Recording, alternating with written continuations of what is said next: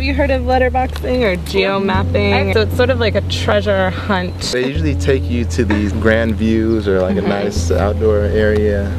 Or just places that people appreciate for whatever reason, and then they want to bring you there. But it's really cool because that gets us out and going to new places. I really like it when the clues are written like as riddles, which is what they do sometimes. Beginning with the boulder to the left of the garbage can, partly covered with some greenery. Oh my god, it's built into the dome. Or scuba diving. Bahama Diver.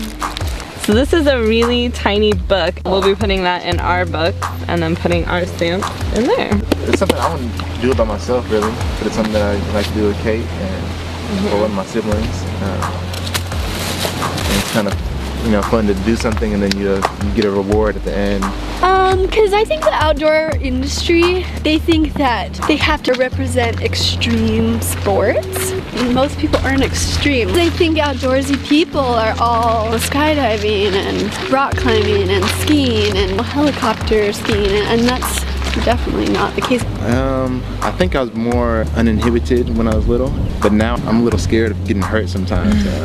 Anytime I'm doing something for the first time, I'm a little nervous just because I don't like to look stupid. When you're talking about changing your behavior, there's fear, you know, and anxiety, you know, of going into something unknown, and it's hard to get over that. My coworkers actually sent me like an invite to do paddle boarding. Wow, that sounds really cool, but part of the reason that I wouldn't want to try it would be I'm scared, like personally, that I would hurt myself. Part of it is just like fear of failure or group embarrassment. I don't know, I kind of talk myself out of it sometimes. My boyfriend's really into biking. I just feel like I can't keep up with them. I'm not that good of a biker, and so we don't get to go out much because I don't want to hold him back.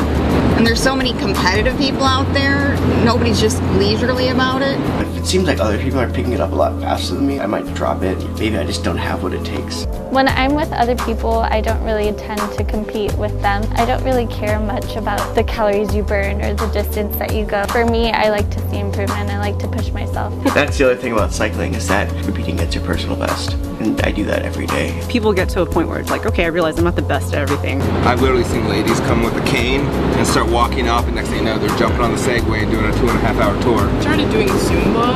You feel like a rock star when you're doing it. No one's really buff or beautiful, but when you're doing the dance, you think you are, which is cool. Honestly begins as a social thing. You can ease people into it by just being like, oh, we're gonna go like rafting or swimming in the lake or fishing, and we can drink beers and hang out. And I don't concern myself as much with that because I kind of think if it's fun, I'll do it. When you're around people who are doing positive things, you know, it's easier to continue to do those things, you know, because you have encouragement and support and you're getting positive reinforcement. It's a win-win for me because, yeah, I'm burning body fat, you know, and I'm staying trim and I'm staying fit. But at the same time, I like to see the city. I like to see the lake. I like to feel the sun, you know, on my head. I like to feel the wind in my face. Now I'm constantly pushing other people. I'm like, you gotta go outside. You gotta go do something. A good place to fly a kite. I'm not at work, have no obligation. I like to think of myself as attuned to like the wind and the water and the elements, you know.